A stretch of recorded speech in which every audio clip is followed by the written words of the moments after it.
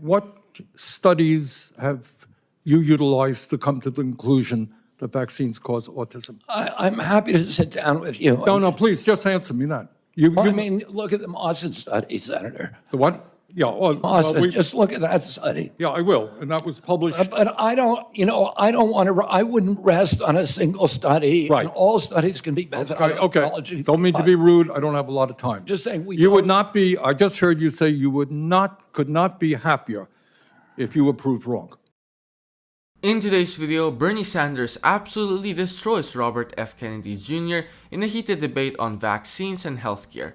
RFK Jr. came in with his usual anti-vax, MAGA-adjacent rhetoric, casting doubt on vaccines, fear-mongering about government healthcare, and pushing this weird libertarian spin on public health. But Bernie, he came prepared.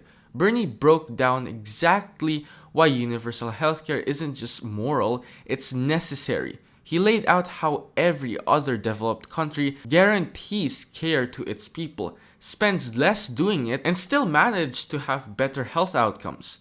This wasn't just a debate, it was a reality check. So let's dive in and watch how Bernie Sanders shuts down RFK Jr. in this heated debate. Mr. Chairman, I asked to put into the record 16 studies done by scientists and doctors all over the world saying that vaccines do not cause autism. Are you happy with that objection? Look at the IOM assessment of those 16 studies, Senator.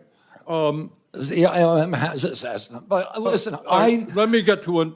Don't have a lot of time. I apologize. I'm happy to talk to you at another time. Don't have a lot of time. Let's talk about COVID. And I just want clarity on the issue. And again, I apologize. You have to be brief. We don't have a lot of time. Scientists have estimated that the COVID vaccine saved 3 million lives. President Trump said the COVID vaccine was, quote, one of the great miracles of the ages, end quote. You have said the COVID vaccine was the deadliest vaccine ever made, end of quote. Was the COVID vaccine the deadliest vaccine ever made? The reason I said that, Senator Sanders, is because there were more reports on the VAERS system, on the Vaccine Adverse Event Reporting System, which is the only surveillance system, that and VSafe. And there were more reports of injuries and deaths than all other vaccines combined. But was it the scientists said it saved 3 million According lives? to VAERS. I don't know, because we don't have a good surveillance system. So you disagree with the scientific community that... Oh, I'm agnostic because we don't have the science to make that determination. Really? Okay. Prescription drug prices in America, as you know. And by the way, I think President Trump did an extraordinary job on warp speed because he wasn't just focusing on that one intervention. He was focusing on... He called it a miracle, but you have cast doubts on its efficacy. All right. Prescription drugs. We're going to make America healthy. I agree with you that we need a revolution in the nature of food in America, physical exercise, etc. Very, very important. But there are people who are going to get sick, and they have to go to the doctor and find out why. 1 out of 4 Americans today cannot afford the prescription drugs their doctors prescribe because we pay by far the highest prices in the world for prescription drugs. We made some progress under the Biden administration of negotiating prescription drug prices with pharma. First time that's ever happened. Now, yesterday you told me that the White House was going to issue something affirming their support for continuing those Medicare negotiations. Turned out not to be quite accurate. They came up with some bland statement, could have been written by pharma. Very specific questions. Do you believe and will you insist that Medicare continue to negotiate prices with the pharmaceutical industry so we can substantially lower prescription drug costs in America? President Trump has made it very clear to me that he wants to negotiate prices. Negotiate is a big word, Bobby. It's a big word. It's the word you just used, Senator. Yeah, but no, I use defend a particular law. Will you defend the law in the Inflation Reduction Act, which already is negotiating prescription drug prices? President Trump wants us to negotiate drug price. He wants to lower drug prices. So you're not telling me that you will defend the law that we passed, which has already had significant success. Well, Congress, look, I'm going to comply with the law, Senator. Congress passed the law. I'm swearing an oath to the Constitution. I'm going to comply You're with the going to have a laws. significant influence on healthcare policy if you are. And I'm going to confirmed. comply with the laws. Now, RFK Jr., in classic MAGA fashion, came in with his usual vaccine skepticism, claiming vaccines cause autism and even calling the COVID vaccine the deadliest vaccine ever made.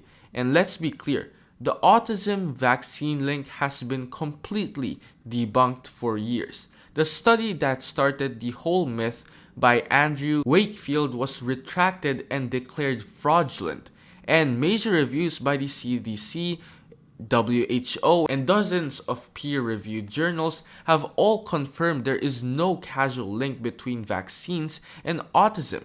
RFK Jr. has built his brand on ignoring that science.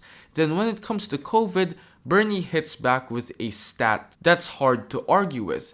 Scientists estimate the vaccine saved over 3 million lives. That's not just a number pulled from nowhere. It's based on modeling studies published in reputable journals like The Lancet. Meanwhile, RFK kept repeating data from the VAERS system, which literally warns users that it contains unverified, self-reported data and shouldn't be used to assess causality. And then there was the prescription drug section.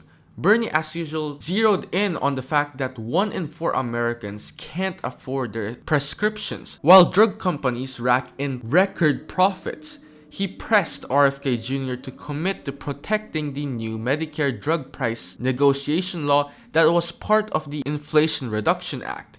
RFK danced around it, vaguely saying he'd comply with the law, but refused to actually say he supported the policy. Bernie, on the other hand, kept it grounded in the real issue. People are dying not because they don't eat enough kale, but because they can't afford insulin. And while yes, food and exercise matter, they're not a substitute for functioning healthcare. Let me just say this in conclusion, Chairman Cassidy.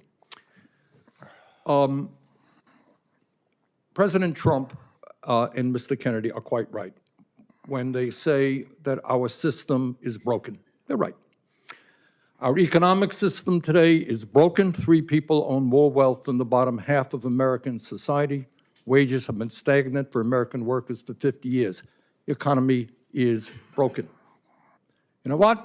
Our political system is broken and corrupt. You have a handful of billionaires in both political parties who contribute huge amounts of money to elect candidates in this room throughout the United States Congress.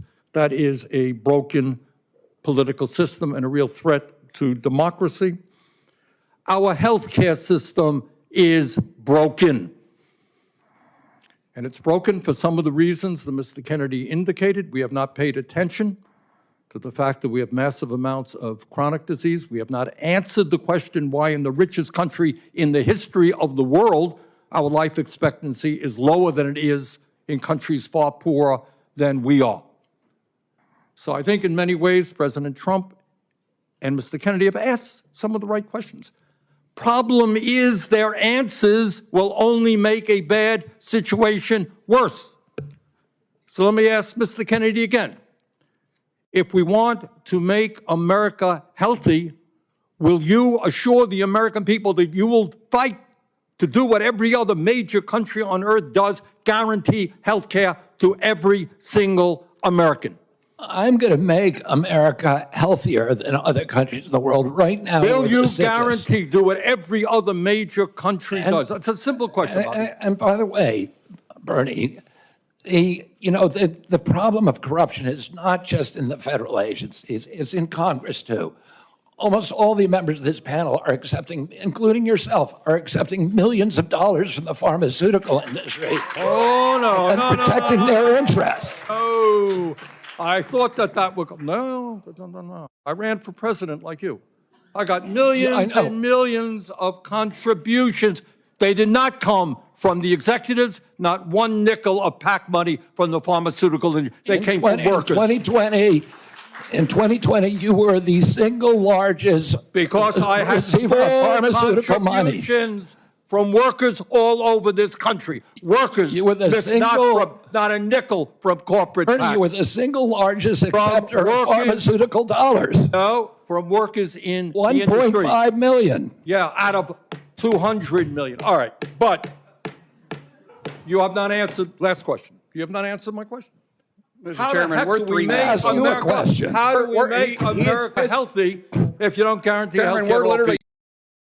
Bernie pressed RFK Jr. on a very simple, important question. Would he support what every other major country does, guaranteeing healthcare to every person as a right?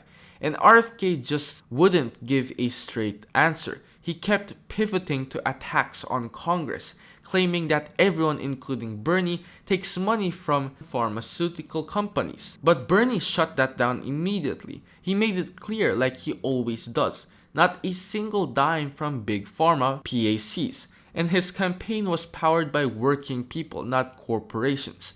That's not just talk, it's consistent with Bernie's entire career. Meanwhile, RFK Jr. just kept trying to sound anti-establishment without offering any real solutions. When Bernie asked about guaranteed healthcare, RFK started talking about making America healthier and went off about corruption, but never committed to actually fixing the system in the way countries like Canada, the UK, or France already have. And then there was the vaccine stuff, which was just hard to watch.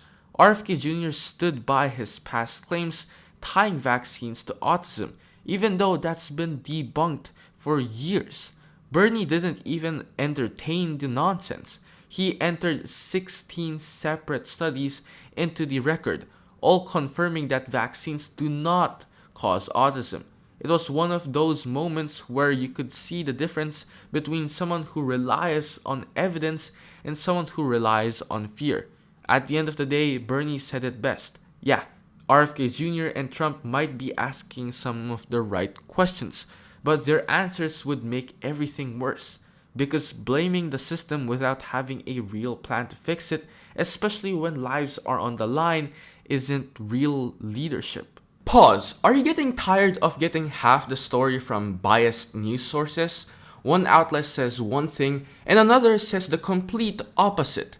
How are you supposed to know what's actually true? That's where ground news comes in. It lets you compare how different media outlets, left, right, and center are covering the same story. So you can see the full picture instead of just the echo chamber. And here's the best part. Click the link in the description and get 40% off the Vantage tier, which gives you even deeper insights into media bias and political trends. Stay informed, think for yourself, and check out Ground News in the description down below.